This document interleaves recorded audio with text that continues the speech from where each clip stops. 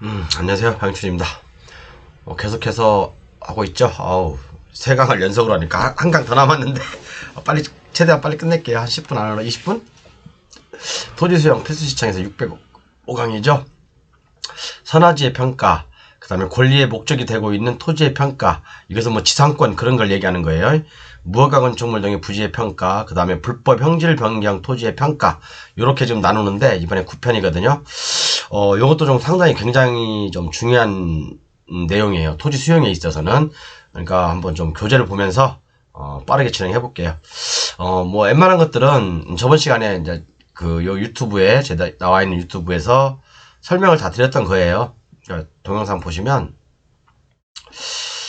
여기 여기들에서 다 이제 웬만한 것들은 설명을 해놓은 거거든요. 그러니까 한번 필요하신 분들은 여기서 순차적으로 공부하시고 1편부터 이렇게 보세요. 조금 지루하더라도 보시는 게 좋습니다, 여러분. 그래야지 전체적인 매수 청구, 매도 청구, 토지 수용이 이제 이해가 가지. 안 그러면 여러분들 조금 이렇게 구분하기가 어려울 수도 있어요. 처음 듣는 분들은 저놈 새끼 뭔 소리 하는 거야? 뭐 쏘는 말 안 하고 있네. 아유, 또 어떤 분처럼 토지 배우러 왔는데 뭔 소리 하는지 모르겠다.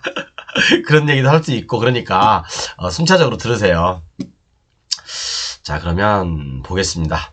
선화지 등의 평가, 소유권 이외의 권리의 목적이 되고 있는 토지의 평가, 그 다음에 쓰레기 등 매립된 토지의 평가, 무허가 건축물 등의 부지의 평가, 불법 형질 변경 토지의 평가. 요것은 이 교재 제가 이제 뭐 공개하지 않는 이 문서에 나와 있는 내용들입니다. 이 문서에 나와 있는 내용이기 때문에 여기요, 쭉 이렇게 정말 공인중개사라네. 감정평가사람들이 보는 이 원칙대로 하는 어떤 이런 거, 환매토지의 평가 이런 것도 있어요. 잔해지에 대한 평가, 환매토지에 관한 평가, 뭐 여러 가지 진짜 다양하게, 제가 보기로는 지금 50개, 한 100개 정도 수록되어 있는 것 같아요, 여기에요. 그럼 100개 정도면 웬만한 토지 관련된 수용들은 다 나와 있거든요, 여기에. 그래서 꼭 이것은 좀 많은 분들에게 공개를 해드리고 싶은데, 그러지 못한 점을 좀 양해 부탁드리고, 11월 말 정도에서 저희 이제 블루오션 교재 구매하신 분들에 한해서만 제가 따로 발송을 해드릴 거예요. 이제 기본 교재 말고요, 이제 블루오션 교재 구매하신 분 있어요. 기본 교재 플러스 블루오션 교재까지 같이 구매하신 분들에게 요건 보내드릴 겁니다. 자, 그럼, 뭐 어차피 이거 갖다가 요 내용들을 제 교재로 옮겨놓은 거니까, 한번 보겠습니다. 자, 선화지의 평가를 어떻게 할 것이냐. 우리가 수용되면, 그죠? 수용되는 토지가 이렇게 있는데 여기에 철탑이 이렇게 지나가. 철탑이 고압선이 지나가죠. 그럼 이 토지 밑에는 구분지상권을 설정하죠. 보통 구분지상권 설정하게 되죠. 이것뿐만 아니라 뭐 철도가 지나간다든가 또는 송유관이 지나간다든가 그래도 구분지상권이 설정됩니다. 대부분 설정하죠. 그러면 내가 이 전체가 수용이 돼. 그럼 내 토지는 어떻게 보상을 받을 것인가 라는 걸 한번 검토해 보겠습니다. 토지의 지상 공간에 고압선이 통과하는 토지에 대한 평가는 그 제한을 받지 아니한 상태로 기준한다. 가시죠, 여러분. 이게 경매로반에 이런 게 나왔어. 경매로 이런 게 나왔어. 대박 아닙니까? 선화지에 있는 땅들 다들 낮게 평가하잖아, 그죠? 낮게 평가하죠? 낮게 평가합니다. 그죠? 보통 뭐 한 40%, 뭐 50% 미만에도 대부분 받죠? 그렇지만 저는 그래서 항상 제가 옛날에 일전에 한번 말씀드린 게 뭐였냐면 그린벨트는 웬만큼 대부분 다 이제 공공용지로 수용이 되잖아요. 그죠? 그러면 선화지에 있는 그린벨트 땅 대박일 수 있다. 제가 얘기 드렸잖아요. 또 하나 또 공개했네 또. 이렇게 자꾸 나오면 안 되는데. 어찌됐든 자우지탄간 뭐 그렇습니다. 그죠? 돈 버는 사람은 아는 게 힘이잖아요. 아는 게 힘, 배워야 산다. 그죠? 많이 알고 있으면 그만큼 법들이 다 뭉쳐지기 때문에 그만큼 깊이가 넓어지는 거예요. 그죠? 수용을 배우지 않으면 막연히 그냥 경매만 배우면 그린벨트 땅이 안 좋게 보일 수 있지만 여러분, 그죠? 제가 이제 그린벨트 강의를 또 집중적으로 저번에 했잖아요. 그죠? 그 교재 안에는 교재를 가지고 계신 분들은 정말 블루오션 교재거든요, 이게요. 좋을 수가 있거든요. 꼼꼼히 보시고 꼼꼼히 생각해 보시면 좋은 땅들, 거기다 이제 여기 토지 수용까지 딱 더해지면 이제 그때는 이제 LH 직원들 저리 가라가 될 수도 있어요. 이 의자가 불편해 잠깐 자꾸 움직이는데 이해해 주십시오. 그런데 자, 제한을 받지 않는 상태로, 그죠? 그러니까 옆에 있는 땅 선화지가 아닌 땅으로 평가를 받는 거예요. 그냥 그대로 평가받는 거예요. 뭐 선화지가 있다고 해서 공시지가가 낮거나 그러진 않잖아요. 그죠? 그죠? 그래서 자, 단서 1항에도 불구하고 선화지 당의 고압선 설치 목적으로 어쩌고저쩌고 민법 289조 요게 이제 구분지상권이거든요. 구분지상권이 설정되어 있는 경우에는 47조 1항 1호를 준용한다. 47조 1항 1호가 뭐예요? 여기 나와 있죠. 잠시만요. 아들이 카페 들린다고 뭐 카페 먹고 싶은 거 있냐고 아빠 뭐 먹고 싶어 그러는데 그래서 지금 통화했습니다. 1항이 뭐냐면 토지에 관한 소유권 목적이 되고 있는 어쩌고저쩌고 나와 있죠. 그죠? 1항 요거 예를 들어서 이게 뭔 말이냐면 토지 지상권의 고압선이 통과하는 토지 예를 들어서 요게 지상권이 구분 지상권이 설정되어 있는 토지라는 얘기예요. 구분 지상권이 설정되어 있는 토지는 그죠? 요거 토지에 대한 평가를 준용한다 라고 돼 있는데 죄송합니다. 이거 설정 토지는 47조 1항 1호를 준용한다. 47조 1항이 뭐였죠? 요거죠. 47조 요것은 여러분들 법조문에 안 나와 있는 거예요. 47조 이것은 그냥 임으로 그 문서에 써 있는 거예요. 저기가 제가 좀 이렇게 공부하는 문서에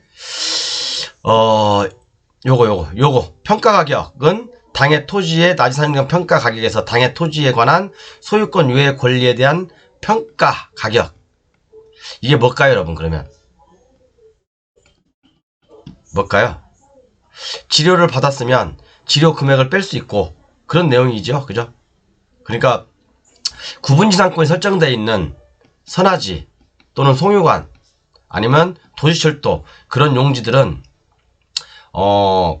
그 금액을 뺄 수 있다 이거예요. 그죠? 그 금액을 뺄 수 있다 이거예요. 이해 가셨죠? 설정되어 있는 경우 47조 1항 1항을 준용한다고 되어 있고 그 다음에 도시철도법에 의한 도시철도 그죠? 송유관 관리안정법에 의한 송유관 등의 공익사업 설치를 목적으로 하여 어쨌든 구분 이상으로 설정되어 있는 토지에 대한 평가는 준용한다라고 되어 있는데 뭐 비슷한 내용이에요. 그러니까 큰 차이는 없고요. 이제 토지의 깊이에 따라서 그 송유관이 얼마나 도시철도가 또는 송유관이 얼마나 깊이 있게 매설되어 있는지 따라서 또는 지나가는지에 따라서 저감률이 다 달라요. 이렇게요. 그죠? 저감률이 다르니까 이것도 한번 참고해 보세요. 사실 이거 중요한 건 아니고 중요한 건 그거죠. 요거 선화지 등의 평가에서는 그죠? 철탑이 지나가긴 지나가는데 또는 뭐 전선이 지나가긴 지나가는데 그죠? 지나가긴 지나가는데 구분지상권이 설정되어 있지 않으면 대박일 수 있다. 그죠? 그러니까 구분지상권이 설정되지 않으면 그 약간 옆에 땅들 이런 땅들이 대부분 싸잖아요. 그죠? 약간 바로 밑에 있는 땅만 싼 게 아니라 그 약간 붙어있는 이런 쪽 땅도 싸요. 그죠? 그러니까 여러분들 알아서 판단하십시오. 자, 그 다음에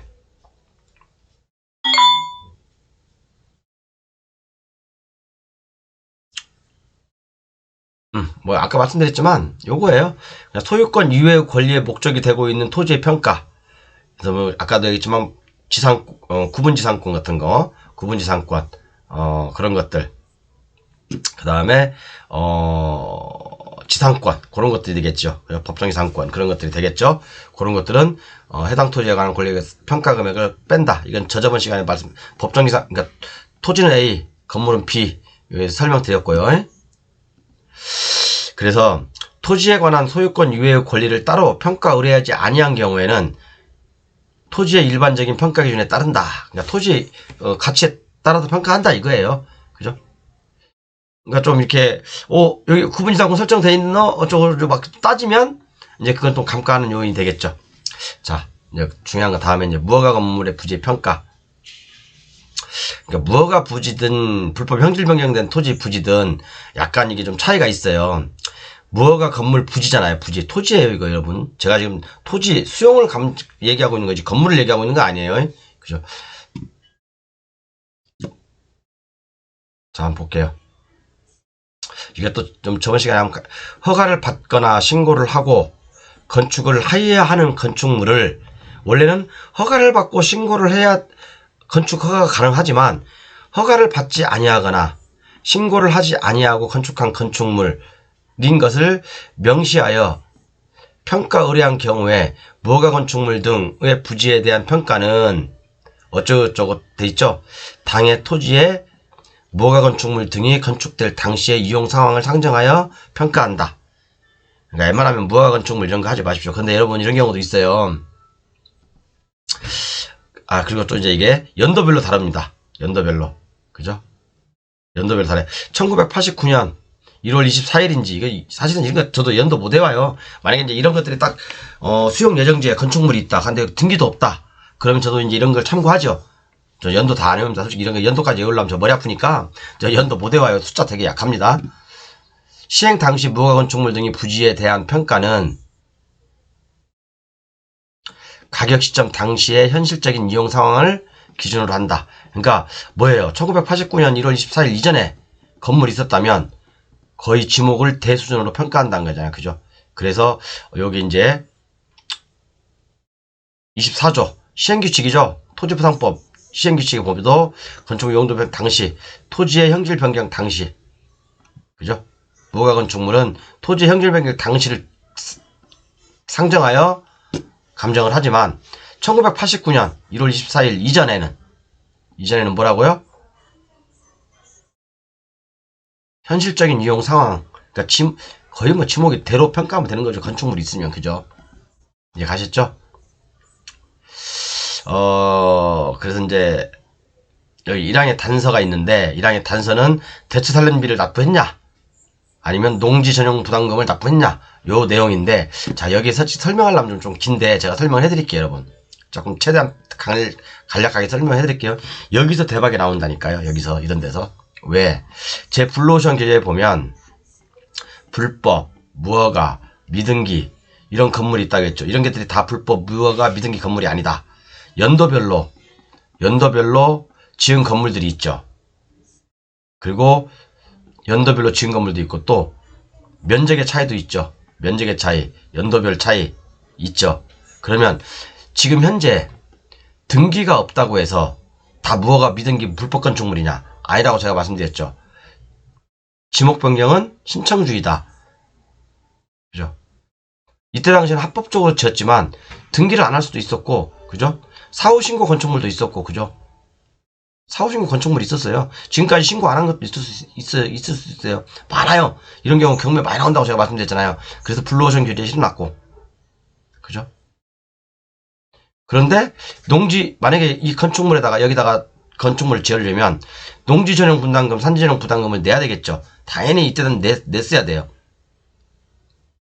그죠? 내야 됩니다. 그래서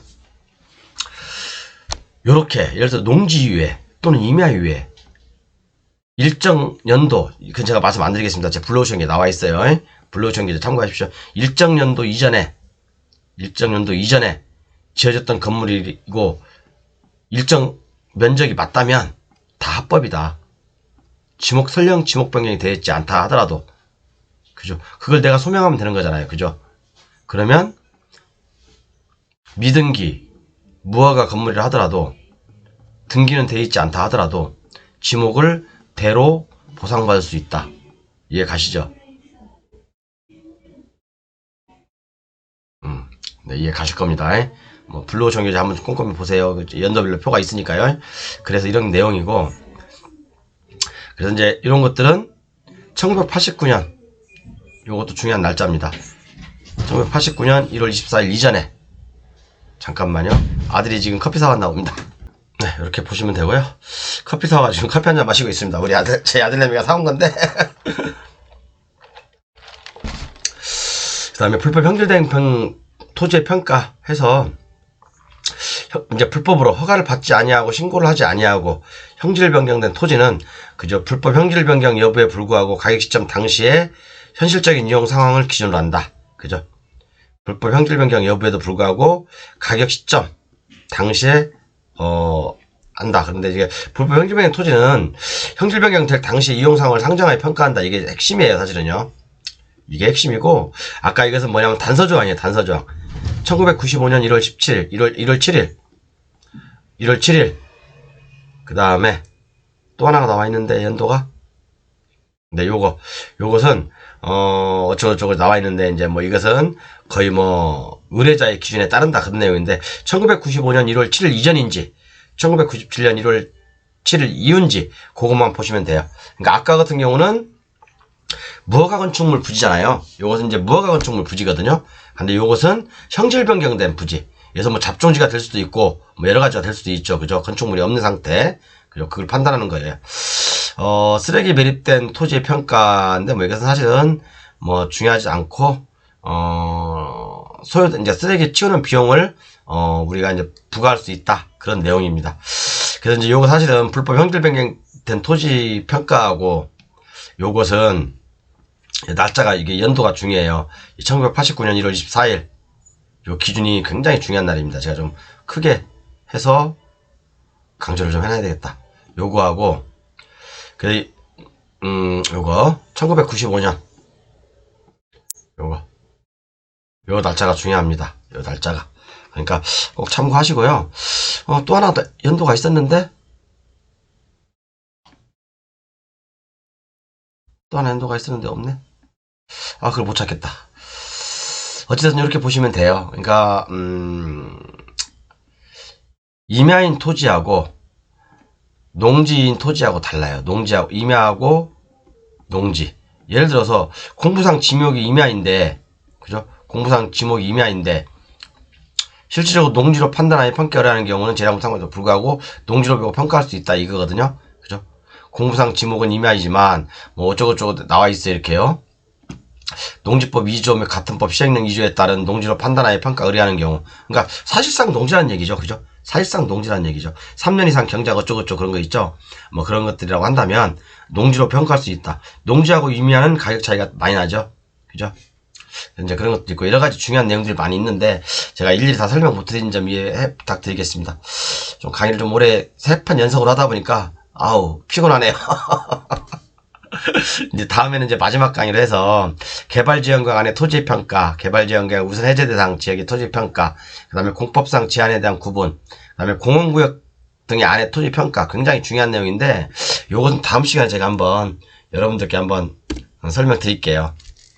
굉장히 좋은 내용들이 많고 특히 공원구역, 특히 개발제한구역도 아까 잠깐 하긴 했지만 그거보다는 요게 더 중요합니다. 요거 지금 현재 요게 더 중요해요. 요것은 제가 이제 다음에 좀 한가할 때 다음 주에 마지막 강의로 수용감정 마지막으로 요걸 한번 하겠습니다. 감사합니다. 혹시 저 계좌에 이렇게 좀 없는 분들은 이렇게 뭐 캡처를 하세요. 캡처 하셔가지고 보세요. 보셔가지고 여러분들이 뭐 타이핑을 치든 그렇게 하시면 될 것 같아요. 그죠? 3편 강의를 연속으로 했더니 목이 돼서 못하겠습니다. 감사합니다.